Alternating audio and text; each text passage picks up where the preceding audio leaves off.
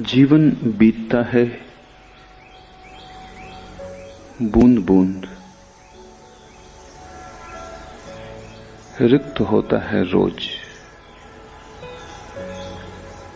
हाथ से जैसे रेत सरकती जाए, वैसे पैर के नीचे की भूमि सरकती जाती। दिखाई नहीं पड़ता, क्योंकि देखने के लिए बड़ी सजगता चाहिए। और इतने धीमे धीमे बीतता है जीवन कि पता नहीं चलता कि हर घड़ी मौत निकट आ रही।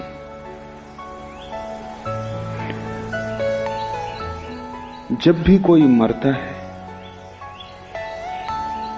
तो मन सोचता है मौत सदा दूसरे की होती। मैं तो कभी मरता नहीं, कोई और मरता है, पड़ोसी मरता है। लेकिन हर मौत तुम्हारी मौत की खबर लाती। जो पड़ोसी को हुआ वही तुम्हें भी हो जाने वाला है। आखिरी क्षण तक भी होश नहीं आता, गफलत में, बेहोशी में। अपने ही हाथ से आदमी अपने को समाप्त कर लेता है। और जो भी तुम कर रहे हो उसका कोई भी आत्यंतिक मूल्य नहीं है। कितना ही धन कमाओ, कितनी ही पद प्रतिष्ठा मिले, मौत सभी कुछ साफ कर देती। मौत सब मिटा देती। तुम्हारे बनाए सब घर ताश के पत्तों के घर सिद्ध होते हैं, और तुम्हारे द्वारा तैराई गई सभी नावें कागज की नावें सिद्ध होती। सब डूब जाता है। जिसे ये होश आना शुरू हो गया कि मौत है, उसी के जीवन में धर्म की किरण उतरती। मौत का स्मरण धर्म की प्राथमिक भूमिका है। अगर मृत्यु न होती तो संसार में धर्म भी ना होता। मृत्यु है, इसलिए धर्म की संभावना है। और जब तक तुम मृत्यु को झुठलाओगे तब तक तुम्हारे जीवन में धर्म की किरण न उतरेगी। मृत्यु को ठीक से समझो, क्योंकि उसके आधार पर ही जीवन में क्रांति होगी। तुम्हें अगर पता चल जाए आज सांझ ही मर जाना है, तो क्या तुम सोचते हो तुम्हारे दिन का व्यवहार वही रहेगा जो इस पता न चलने पर रहता? क्या तुम उसी भांति दुकान जाओगे, उसी भांति ग्राहकों का शोषण करोगे? क्या उसी भांति व्यवहार करोगे जैसा कल किया था? क्या पैसे पर तुम्हारी पकड़ वैसी ही होगी जैसे एक क्षण पहले तक थी? क्या मन में वासना उठेगी, काम जगेगा, सुंदर स्त्रियां आकर्षित करेंगी, राह से गुजरती कार मोहित करेगी, किसी का भवन देखकर ईर्ष्या होगी? नहीं, सब बदल जाएगा। अगर मौत पता चल जाए कि आज ही सांझ हो जाने वाली, तुम्हारे जीवन का सारा अर्थ, तुम्हारे जीवन का सारा प्रयोजन, तुम्हारे जीवन का सारा ढंग और शैली बदल जाएगी। मौत का जरा सा भी स्मरण तुम्हें वही न रहने देगा जो तुम हो।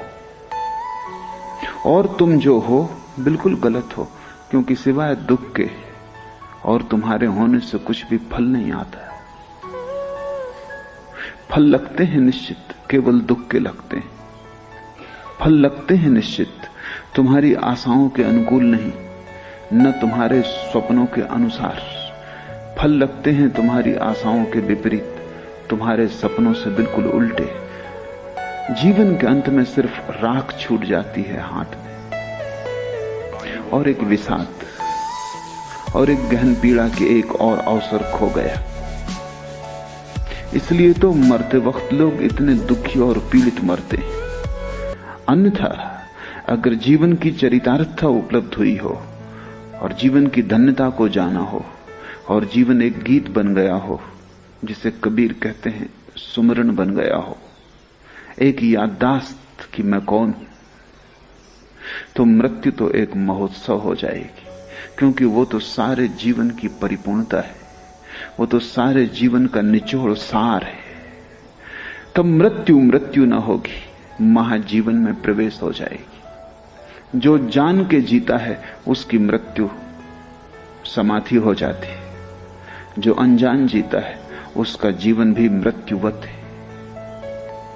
जो होश से जीता है वो मरता ही नहीं, जो बेहोशी में जीता है वो कभी जीता ही नहीं।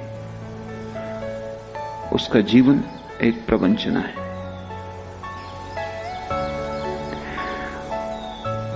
और स्वभावतः जिनके बीच तुम पैदा हुए हो वे ऐसे ही मुर्दे हैं और उनके पीछे ही तुम चल रहे हो।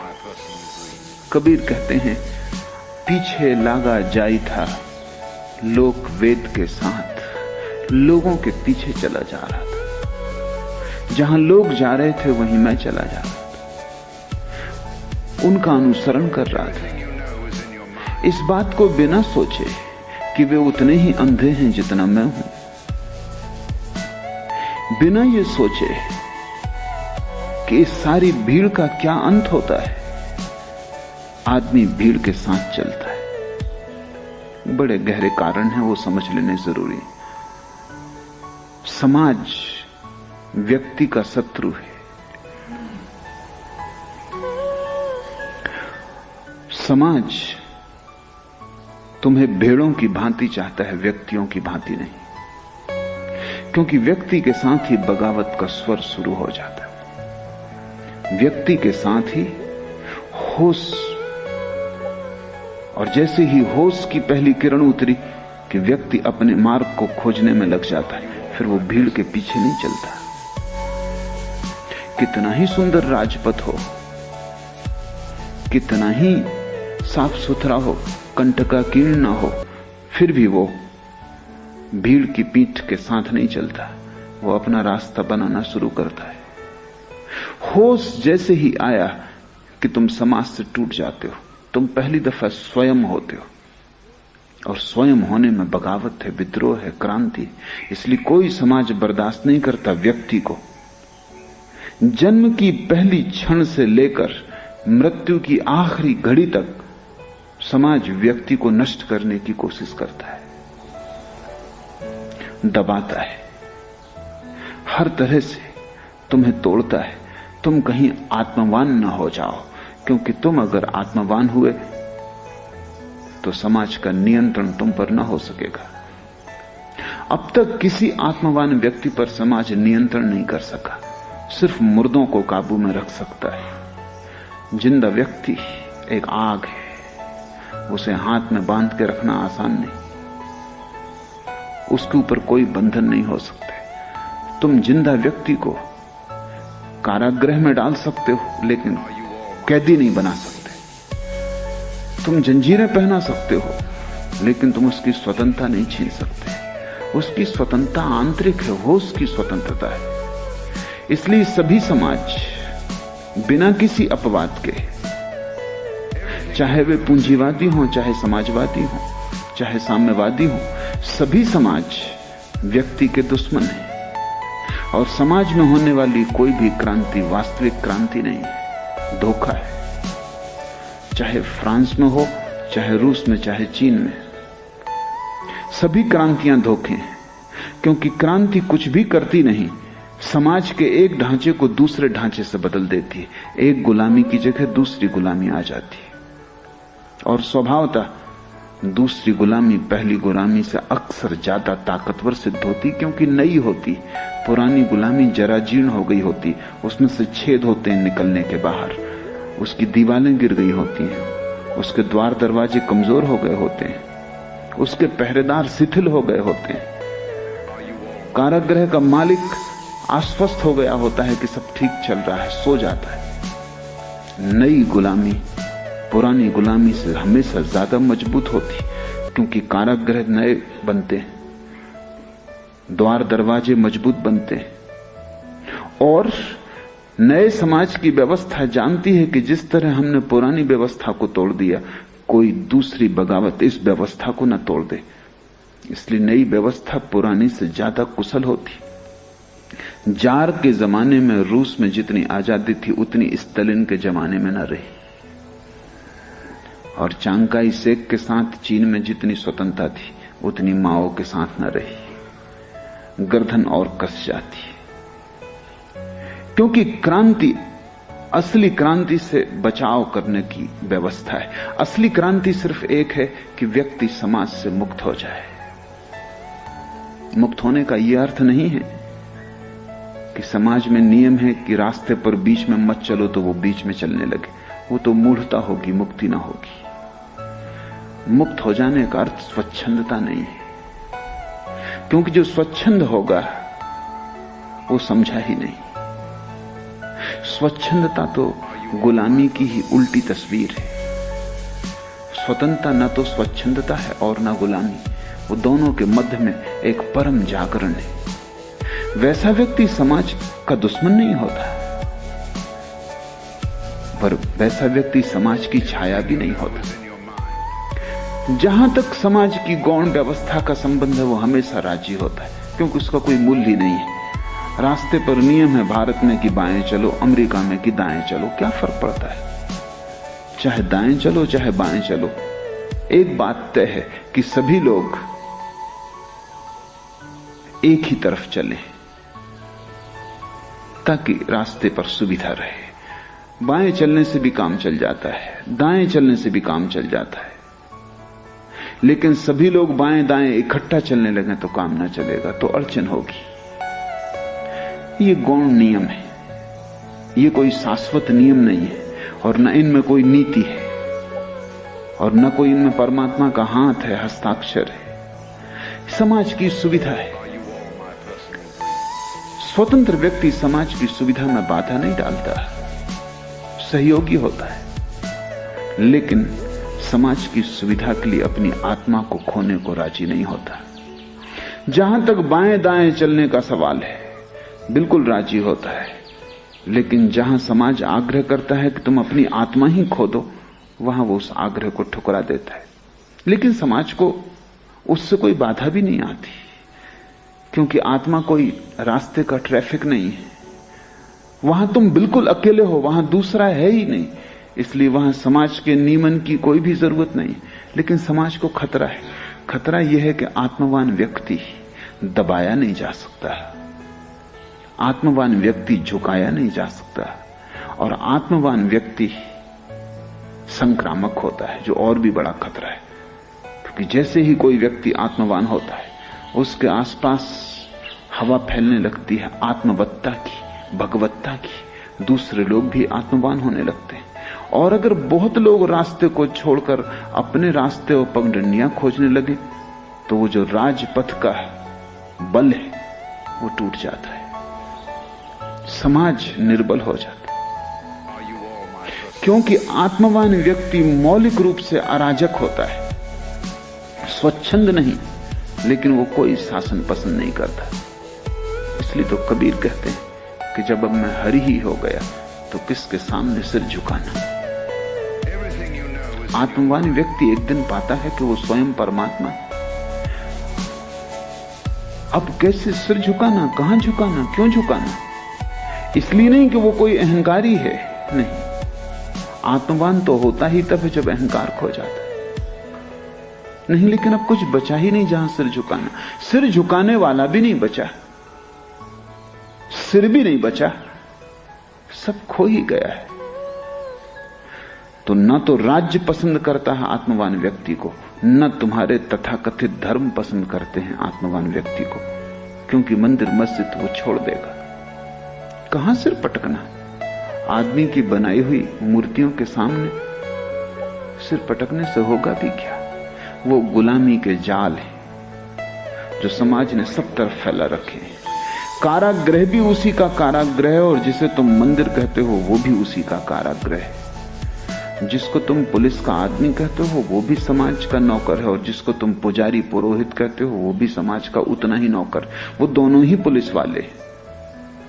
एक तुम्हारे शरीर के ऊपर नियंत्रण रखता है, दूसरा तुम्हारी आत्मा पर नियंत्रण रखता है। तुम छूट ना जाओ। और जैसा मैंने कहा, जन्म के पहले क्षण से समाज का हस्तक्षेप शुरू हो जाता है तुम्हें मारने का। बच्चा पैदा नहीं हुआ कि समाज मौजूद है। जैसे ही बच्चा पैदा होता है, नवीनतम खोजें कहती हैं विज्ञान की कि जैसे ही बच्चा पैदा होता है, सारी दुनिया में दाइयां, डॉक्टर, नर्सेस बच्चे की नाल को तत्क्षण काट देते हैं। और नवीनतम विज्ञान की शोधें कहती हैं कि बच्चे की नाल को तत्क्षण काटना सदा के लिए उसे कमजोर बना देना है। सदा के लिए वो कभी बलवान ना हो सकेगा और सदा उसकी ऊर्जा क्षीण प्रवाह की होगी। उसके पीछे कारण है, मां के पेट में बच्चा श्वास खुद नहीं लेता, नाभि से जुड़े नाल से मां ही उसके लिए श्वास लेती है।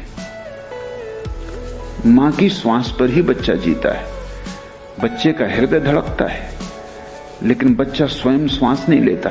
श्वास, ऑक्सीजन, वायु, प्राण नाभि से भीतर जाते हैं। वो बच्चे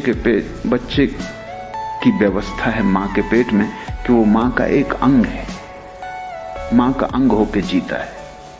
जैसे ही बच्चा मां के पेट के बाहर आया, एकदम से श्वास नहीं ले सकता, क्योंकि नए यंत्र को चलने में थोड़ा वक्त लगेगा। भीतर एक बड़ी रूपांतरण घटेगा। अभी तक नाभि से सांस ली थी, अब नाक से सांस लेगा। एक नई व्यवस्था शुरू होगी। इसमें कोई 5 मिनट 7 मिनट लगते हैं, लेकिन हम बच्चे की नाल तत्क्षण काट देते हैं, जबकि बच्चा मां से अभी नाल के द्वारा सांस ले ही रहा था। 5-7 मिनट में रूपांतरण हो जाएगा, बच्चा सांस लेने लगेगा, उसका हृदय फड़कने लगेगा। तब तुम नाल को काटना, क्योंकि अब बच्चा स्वयं अपनी ऊर्जा को पाने लगा। ज्यादा देर नहीं लगती, 5-7 मिनट का ही मामला है, लेकिन धैर्य नहीं है समाज को। बड़े से बड़े अस्पताल में कुशल से कुशल डॉक्टर के नीचे भी वही हो रहा है जो गैर कुशल दाई गांव में कर रही, बेपढ़ी लिखी दाई गांव में कर रही। उनके काटने के ढंग बदल गए हैं। दाई बेहुदे ढंग से काटती है, उसके पास उतने कुशल औजार नहीं। डॉक्टर बड़ी कुशलता से काटता है, उसके पास सुविधा संपन्नता है, सारे कुशल औजार हैं, लेकिन दोनों एक ही काम कर रहे हैं। जैसे ही तुम नाल काट देते हो, सारे बच्चे का जीवन तंत्र कपकपा जाता है, हड़बड़ा जाता है, और इसलिए बच्चा रो उठता है, चीखता है, क्योंकि एक नई सांस की व्यवस्था उसको लेनी पड़ती। घबराहट से सांस लेता है, और पहली सांस जिसने घबराहट से, भय से, कंपन से ली हो, उसके जीवन भर भय और कंपन प्रविष्ट हो जाएगा, क्योंकि श्वास जीवन है। भय पहली ही श्वास से जुड़ गया। अब पूरे जीवन ये भयभीत आदमी होगा। 5 मिनट रुका जा सकता है। 5 मिनट के बाद अपने आप नाभि से जुड़ा हुआ नाल और उसका कंपन बंद हो जाता है। 5 मिनट तक कंपन जारी रहता है, क्योंकि धड़कन जारी रहती, श्वास जारी रहती। 5 मिनट में नाल अपने आप बंद हो जाती है, प्रकृति के द्वारा ही उसका कंपन बंद हो जाता है, उसकी गर्मी और ऊर्जा खो जाती है। यंत्र बदल गया। अब तुम काट सकते हो, अब तुम मुर्दा चीज को काट रहे हो। 5 मिनट पहले तुम जिंदा चीज को काट रहे थे, और तुमने बच्चे को पहला धक्का दे दिया। और बच्चा बहुत कोमल है, अति कोमल है। 9 महीने मां के पेट में उसने कोई कष्ट नहीं जाना, कोई पीड़ा नहीं जानी, किसी तरह का दुख नहीं जाना। एकदम स्वर्ग से, अदन के बगीचे से बाहर आ रहा है, और तुमने उसे पहला धक्का दे दिया। मनोवैज्ञानिक कहते हैं ये जो धक्का है, ये सारी दुनिया को कमजोर बनाए हुए। डॉक्टर को जल्दी है, शायद वो कहेगा कि 25 और बच्चे होने वाले। हड़बड़ाहट है, बेचैनी, उसका खुद मन तना हुआ है, और उसे पता नहीं वो क्या कर रहा है। अब तो ये अचेतन का हिस्सा हो गया कि बच्चा पैदा हुआ, नाल काट दी। जन्म की पहली घड़ी से भय समाविष्ट हो गया। अब तुम्हें कोई भी डरा सकेगा, अब तुम्हें कोई भी चीज डरा सकेगी। पुलिस का डंडा डरा सकेगा, पुरोहित की आवाज डरा सकेगी कि नरक चले जाओगे। अब तुम्हें कोई भी प्रलोभित कर लेगा, क्योंकि प्रलोभन भय का ही दूसरा रूप है। और ये चलती है समाज की व्यवस्था अंतिम क्षण तक, आखिरी दम तक। तुम जीना चाहो तो भी तुम स्वतंत्र नहीं, हस्तक्षेप। तुम मरना चाहो तो भी हस्तक्षेप। मरने की स्वतंत्रता नहीं। यूरोप और अमेरिका में जहां चिकित्सा ने बहुत विकास कर लिया, लाखों लोग अस्पतालों में पड़े जो मरना चाहते हैं, जो सरकारों को आवेदन करते हैं कि हम मरना चाहते हैं। कोई 100 साल के करीब पहुंच गया है, जीवन जी लिया गया। जो जानना था जान लिया, जो भटकना था भटक लिया, जो देखना था देख लिया। अब न कुछ देखने को बचा, न जानने को, न अब कोई जीने में रस रह गया। लेकिन डॉक्टरों को आज्ञा नहीं है किसी को मरने में सहायता देने की। न केवल यही, बल्कि डॉक्टरों को आज्ञा है कि जब तक बन सके आदमी को जिंदा रखने की कोशिश करें। तो लोग टंगे हैं अस्पतालों में, टांगें बंधी हैं, हाथ बंधे हैं, ऑक्सीजन की नली लगी है, ग्लूकोज दिया जा रहा है। न उन्हें ठीक से होश है, न जीवन जैसी कोई चीज बची है।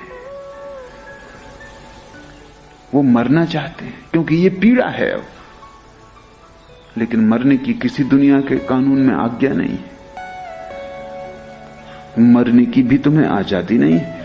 तो पश्चिम में एक नया आंदोलन चल रहा है, आत्म मरण की स्वतंत्रता का आंदोलन। अथनासिया उसको वो कहते हैं कि जो लोग मरना चाहते हैं दुनिया में, कोई उन्हें रोकने के किसी को हक नहीं, होना भी नहीं चाहिए। जिंदगी मेरी है, मैं मरना चाहता हूं, मरने की आज्ञा नहीं। अगर अपने को मारने की कोशिश में पकड़े गए तो सरकार तुम्हें मार डालेगी, मगर तुम्हें आजादी नहीं। ये बहुत मजे की बात है। अगर मैं चला जाऊं और पहाड़ से गिर के मरने की कोशिश कर रहा हूं और पकड़ लिया जाऊं, तो सरकार मुझे फांसी देगी, क्योंकि मैंने गलत काम करने की कोशिश की। मैं भी यही काम कर रहा था, लेकिन उसमें स्वतंत्रता निहित थी। वो आज्ञा तुम्हें नहीं है। वो सरकार करे तो ठीक है, तुम करो तो नहीं। क्योंकि अगर मरने की तुम्हें आजादी हो जाए तो तुम जल्दी ही जीने की आजादी भी मांगोगे। वो संयुक्त है, दोनों आजादियां तुम्हें दी नहीं जा सकती। पैदा हुआ बच्चा की समाज की पूरी चेष्टा है कि वो समाज का अनुकरण करे, अनुसरण करे, पीछे चले, हमेशा आगे देख ले कि कोई पीठ है या नहीं। अगर कोई पीठ ना हो तो ठिठक के खड़ा हो जाए, खतरा है, गलत रास्ते पे जा रहा हूं। जब तक आगे पीठ दिखाई पड़ती रहे तभी तक रास्ता ठीक है। ये कबीर के वचन बड़े अनूठे हैं। कबीर कहते हैं, पीछे लागा जाई था लोक वेद के साथ। समाज यानी लोक और वेद यानी शास्त्र, दो के पीछे चला जा रहा था। पीठ भर दिखाई पड़ रही थी, पीछे से धक्के थे, आगे पीठ थी। एक भीड़ चली जा रही, बड़ी भीड़ है, कोई 4 अरब आदमी जमीन पर, भारी भयंकर प्रवाह चल रहा है। तुम्हारी छोटी सी लहर की किसको चिंता है? भयंकर तूफान है, बड़ी लहरें उठ रही हैं और भागी जा रही, तुम भी पीछे लगे चले जा रहे हो।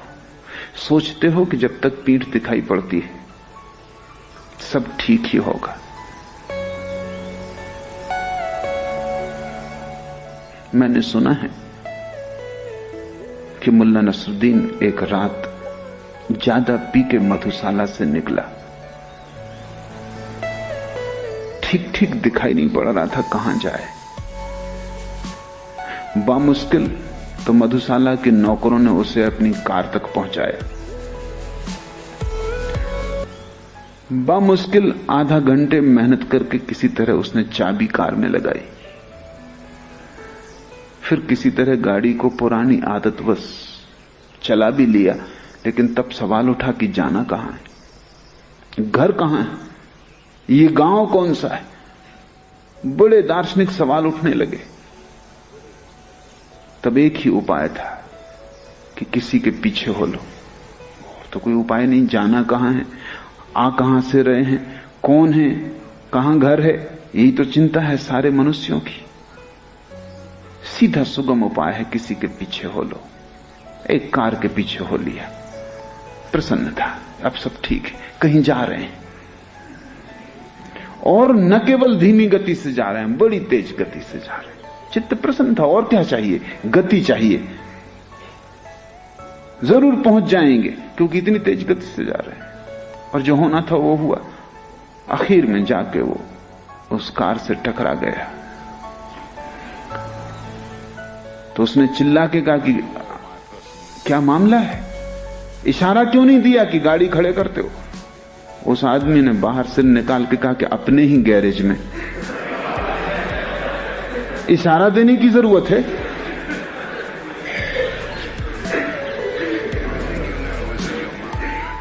पीछे लगा जाई था लोक वेद के साथ। वही गति तुम्हारी है, किसी के पीछे लगे जा रहे हो। पीछे इसलिए नहीं लगे हो कि जो जिसके पीछे लगे हो वो जानता है। पीछे सिर्फ इसलिए लगे हो कि तुम नहीं जानते हो कि कहां जाना है।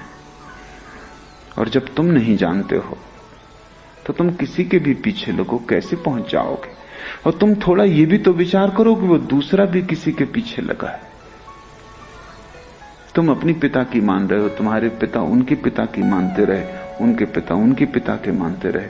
तुम थोड़ी यात्रा करो पीछे की तरफ, तो तुम पाओगे कि सभी लोग एक दूसरे के पीछे लगे और कौन कहां पहुंचता है। इस जगत में थोड़े से लोग कहीं पहुंचते हैं, वे ही लोग हैं जो किसी के पीछे नहीं चलते। बुद्ध कहीं पहुंचते हैं क्योंकि लोगों के पीछे नहीं चलते। बेहतर है ना चलना, बेहतर है बैठ जाना, बेहतर है निश्चित कर लेना ठीक से कि जाना भी है या नहीं। साफ हो गंतव्य तो थोड़ी ही यात्रा है मंजिल तक। गंतव्य का ही पता ना हो, अपना भी ठौर ठिकाना ना हो कि कौन हूं, इसका भी कोई पक्का पता ना हो कि जाना भी है या नहीं जाना या कहां जाना है, तब तुम किसी के पीछे लग के कितने ही चलते रहो, तुम्हारी यात्रा कोल्हू के बैल की यात्रा सिद्ध होगी। चलोगे बहुत, पहुंचोगे कहीं भी नहीं। चलोगे बहुत क्योंकि गोल घेरे में चलते सकते हो जितना चलना चाहो। थकोगे रोज, सांझ थक के फिर गिर जाओगे, सुबह उठ के फिर लोकवेद के साथ हो जाओगे। लोक मौजूद भीड़ और वेद जो भीड़ जा चुकी, मुर्दों की भीड़। दो भीड़ें तुम्हें घेरे हुए, जिंदा तो तुम्हें पकड़े हुए हैं, जो मर गए उनके हाथ भी तुम्हारी गर्दन पे। वेद का अर्थ है जो अब नहीं, उनके वचन तुम्हें सता रहे हैं, उनको तुम छाती से लगाए बैठे हो। जरूर उन्होंने कुछ जाना होगा, जरूर उन्होंने कुछ पहचाना होगा, लेकिन दूसरे की आंख से देखे गए दृश्य तुम कैसे देख सकते हो। और दूसरे ने जो भोजन किया उससे तुम्हारी भूख की तृप्ति ना होगी। और जल की कितनी ही चर्चा चले, इससे कहीं किसी की प्यास कभी बुझी। कोई तुम्हें बिल्कुल लिख के ही दे दे जल का सूत्र H2O, तुम उस कागज को लिए जिंदगी भर घूमते फिरो तो भी कंठ की प्यास उससे ना बुझेगी। तुम उस कागज के मंत्र को घोल के पी जाओ तो भी तुम्हारी प्यास ना बुझेगी। H2O से प्यास नहीं बुझती। H2O यानी वेद। जिन्होंने जाना उन्होंने सूत्र लिख दिए, लेकिन किसी सूत्र में उनका ज्ञान समाविष्ट नहीं होता। कोई सूत्र जो उन्होंने जाना है उसे प्रकट नहीं कर सकता। कोई शब्द सत्य को प्रकट करने में समर्थ नहीं। यही फर्क है सद्गुरु और वेद में। वेद सद्गुरुओं के वचन हैं, लेकिन सद्गुरु जा चुका, अब खाली वचन रह गए। ऐसा समझो कि सांप तो जा चुका, उसकी खोल पड़ी रह गई है। ऐसा समझो कि बुद्ध तो जा चुके, उनके चरण चिन्ह रेत पर बने रह गए, तुम उन चरण चिन्हों पर सिर रखे पड़े हो।